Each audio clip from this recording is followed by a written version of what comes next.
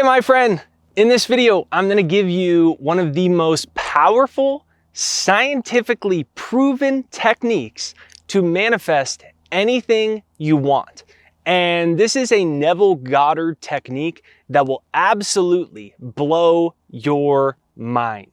So I wanna welcome you back to the channel first, my friend. If you're new here, thanks for being here. If you're a returner, thanks for coming back.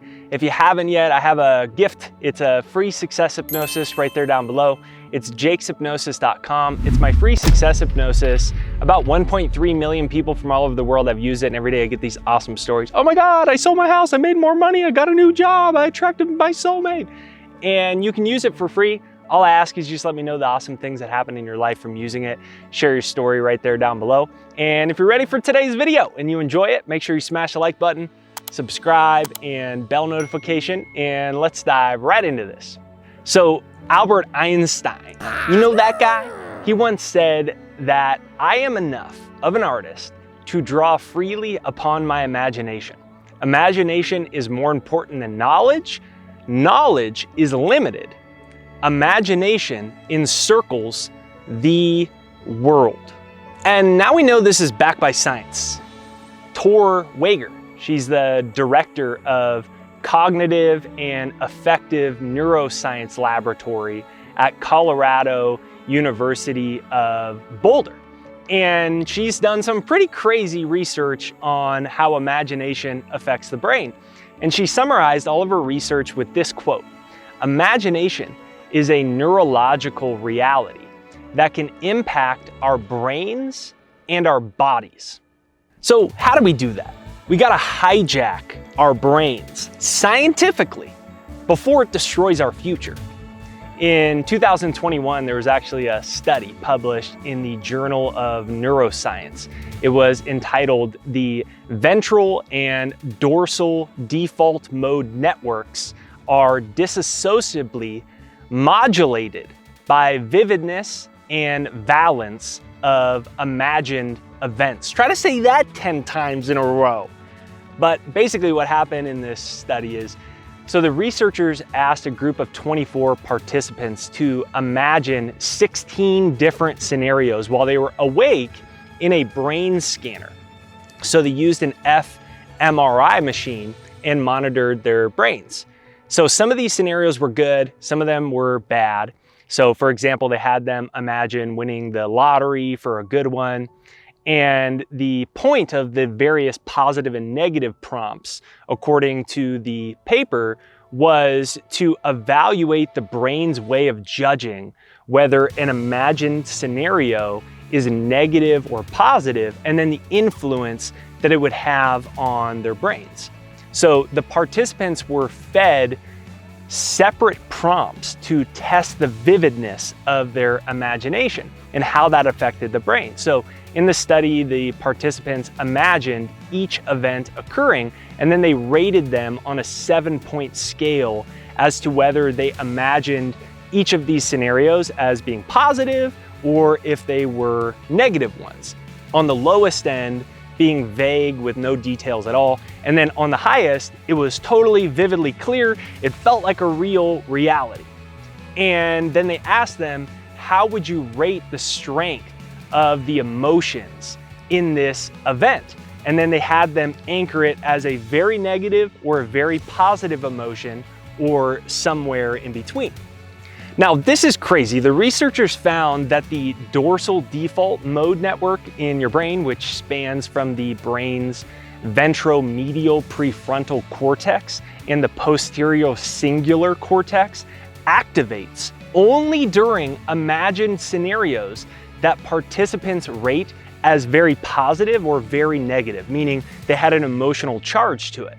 So this result suggested to the researchers that there's a strong connection between the dorsal default mode network in your brain and how you feel about an imagined future. And then on the opposite side of that, the ventral default mode network in your brain, which spans through the regions known as the hippocampus, is actually only responding to vividness. So there's two parts of your brain. One's responding to emotions and one is responding to the vividness of the imagined scenario. So what the heck is the takeaway from this, Jake? All those stupid fancy words. So your brain's scientifically proven to respond to imagination and have the same reactions as if you actually won the lottery, for example. So the two most important factors that they found in their research to activate their brain for an imagined event, so your brain thinks it's real, are vividness and an elevated positive emotion. So when you visualize for something, and a lot of people do it wrong, right? They imagine some picture in their head, but it's not vivid and they're not emotionally involved. And then they go, well, visualization doesn't work anymore, or the law of attraction isn't real. But here's the thing, you have to stop wasting your imagination. It's time to harness it with this powerful manifestation technique from Neville Goddard that will help you to create an elevated emotion, and it's gonna help you to create vividness. So before we drop into this, let's just revisit that quote from Tor Wagner, right? She was mentioned earlier. She's the director of Cognitive and Affective Neuroscience Laboratory at Colorado Boulder. And she said, quote, "Imagination is a neurological reality that can impact our brains and our bodies." So one of the most powerful ways to hijack your brain is the Neville Goddard telephone technique. So whenever you find yourself on the phone with a friend and you're listening to their negative crap, and they're talking about one of your goals, or they're just telling you negative crap about their life, first things first, what you need to do is absolutely ignore their words and their emotions, because your brain can get hijacked by that energy. So instead, what Neville suggests that you do is reimagine the telephone call. So imagine listening to their excited voice telling you that their goal's achieved. Imagine they're calling you to congratulate you that you just were the top salesperson in the county. Imagine them congratulating you on the miracle of healing your health or attracting your soulmate. Now, you may not have any negative phone calls with friends, and that's fine. Instead, what you want to do is just literally imagine a fake telephone call. So pick a specific person. For example, maybe I'll imagine my wife Ashley calling me and she's congratulating me on my YouTube channel going viral. Maybe you imagine someone calling you and they're like, "Oh my God, I can't believe you actually did it. You actually got your dream cabin. You actually were able to attract your soulmate, heal your back pain. You were actually able to get that raise that you were talking about. Oh my gosh, it's amazing." So you imagine this with vividness, hear their voice, see their facial expressions, and see your own facial expressions where you're like, "Woohoo!" And so a simple way to do this is just to take a deep breath in and out. So just go, and take another deep breath in and out. And then put a smile on your face, go like this. And then once you got a smile on your face, just close your eyes, imagine your phone ringing. When you imagine your phone ringing, pick it up. Hello? "Oh my gosh, I can't believe you just did it. It's so great." And you just repeat this in your head. Now, the reason this is really powerful is because a lot of times with visualization, people are trying to imagine something that feels unobtainable. So the telephone technique is a way to take an everyday scenario that you're so used to, but then just recreate it in your head. Now, what you want to do with this technique is, instead of making it really drawn out, is try to do it in bite-sized pieces of 30 to 60 seconds before the brain loses focus, and then just repeat it over again. So instead of making it 10 minutes, you imagine this phone call about how you got the job, you imagine you got into your favorite school, you imagine that you just are planning your wedding now, and your mom or your dad or your friends congratulating you, and they found an awesome musician for your wedding. Once you do that for 30 to 60 seconds, just repeat it over again, and then try to get more vivid.